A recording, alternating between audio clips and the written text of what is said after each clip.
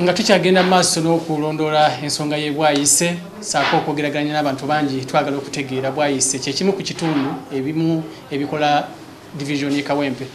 Tulina omukisa okukyaza chairman agenda kweyanjulira akubulira amannya ge. Twagala okumanya ebbanga lyamaze mu kitundu kino ajjukirayo biki ebyasoba weewaawo biki ebiyinza okukolebwa okutaasa embeera na biki ebituukiddwako mu kitundu kye bwayise. Abanda bakubukedde TV mbalamusiza nnyo baseba ne bannyabo.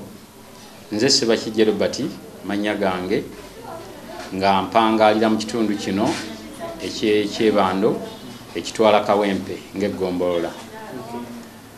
Ndi mukulembeze ku mutendera gwe LC1 okumalira ddala emyaka 15 era ekitundu kino nkitegeera bulungi. Chairman, bingi byogeddwa naye neyanziza nnyo kubanga bakuwulidde era bakutegedde bulungi kati njagala okumanya emyaka 15 gy'omaze mu bukulembeze ekyebando mita ntono nnyo okuva ebwayise. Mbeera ki eyatuusa bwayise okugamba nti yafuuka mpuku y'ababbi nga bw'oyogera nti ova bwayise buli omu yennyamira ne natandika okwewuunaganya ki ekyasoba? Kawempe okutwalira wamu tebadde nnungi olw'ebyobufuzi ebibadde mu Kawempe ebibadde bikolebwa mu Kawempe oba oliawo nga Kawempe badde esigala emabega nakigendererwa nga Kawempe tekulaakulana. Oluvannyuma twakitegeera nti kyali kigenderevu kubanga myaka 5 gyokka Kawempe kati olaba nti waliwo enjawulo y'amaanyi nnyo. Oluvannyuma lwa Kampala Capital Authority okujja Kawempe division ekyuse kinene nnyo kubanga era naawe agitunuulira ku ssaawa eno osobola okutunulira Kawempe empya okusinziira ku bbanga lye tubaddeko emabega.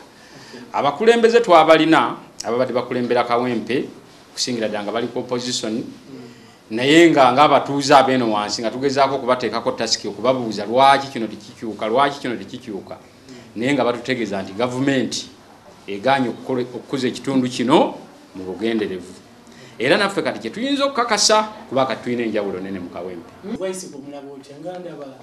Bwayise okusookera ddala akyuse kinene naye era twebaza abakulembeze mu kiseera kino ab'e Kawempe oba oliawo tuyinza okuba nti tulowooza nti gavumenti etufuddeko naye nga abakulembeze b'ekitundu kino bataddeyo amaanyi mangi nnyo okulaba nga Kawempe ekyuka kuba Kawempe omugotteko ogwo guleese ebizibu bingi nnyo era nga pulogulaamu zaali zaakolebwa dda nti oluguudo luno lwetaaga okugaziya naye ng'ekyetaaga okugaziya oluguudo kusasula bantu.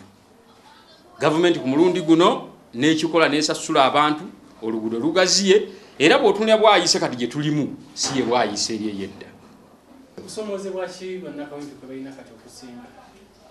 Okusoomoozebwa bannakawempe kwe tulina ng'abakulembeze aba wansi eno tulina ekizibu ne population eri waggulu nnyo ate nga tetulina amasomero ga UPE oba USE. Amasomero ago gatubulamu ennamba nnene nnyo naye nga tetulina busobozi. Abazadde bajja wano ne bakugamba ng'omukulembeze asookerwako naga nti essomero kati wano tulina amasomero aga secondary ne primary. Essomero lituliraanye wano y'omuzidale essomero lya ssente nnyingi abazadde tebazisobola. Amasomero agala ga secondary nago ga ssente mpitirivu naye nga tulina obusobozi naffe nga bannakawempe okufuna ku masomero ga gavumenti abazadde basobole okuteekayo abaana kuba population erinnya nnyo naye ng'abaana bakula nga tebasoma. Tulaba nga tutudde ku bomu saa yonna erinza okukola ki okubwatuka.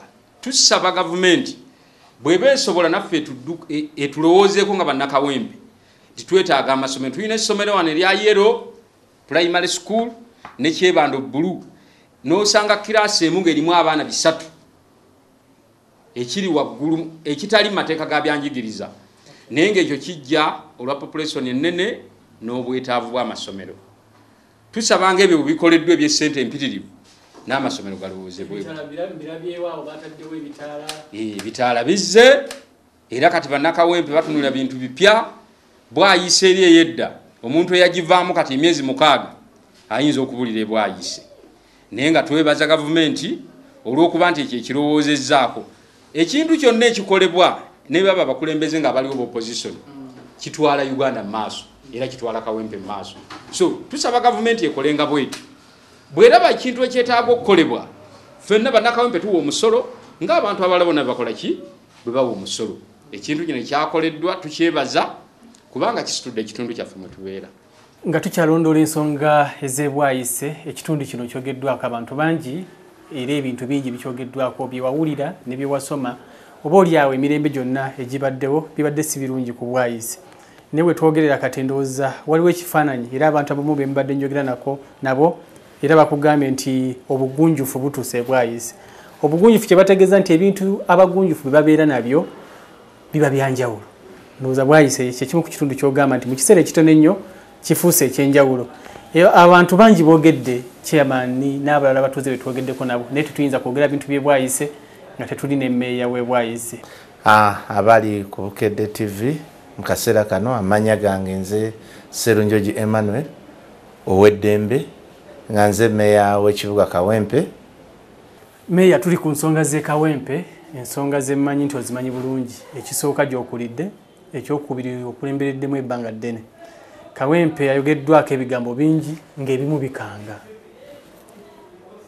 Amazzi bwe bulamu nga toli bwayise, obukyafu n'ebirala. Kawempe ki ekyasoba? Ndowooza ekyali kyetaagisa Kawempe yali alina kyeyetaaga. Naliko omumyuka. Ekiseera we nabeera omumyuka nateekawo nakola entegeka ze nali nkakasa nti zijja kutwala Kawempe mu maaso. Era programs ezisinga obungi nazitegeka mu mwaka gwe nabe mu kiseera we nabeerera omumyuka wa meya kuba nze nali minisita w'ebyemirimu. Eyo project eya World Bank ffe twalwanagana nayo okulaba ng'eyitamu nga tukakasa ejja kukyusa Kawempe. Bannaffe abaatuddira mu bigere baali tebamanyi ntegeka zaffe, tebaamanya biki bye twali twetaaga nga bo bawulira okutereeza junction tebamanyi kikirimu. Omukisa omulungi bannakawempe ne basalawo ne bakomyawo ng'omukulembeze era bwe natuuka nali sina kira kyonna okutuukiriza ebyo bye nali njagadde bye nategeka era ebyansa bya projekiti eyo okujja.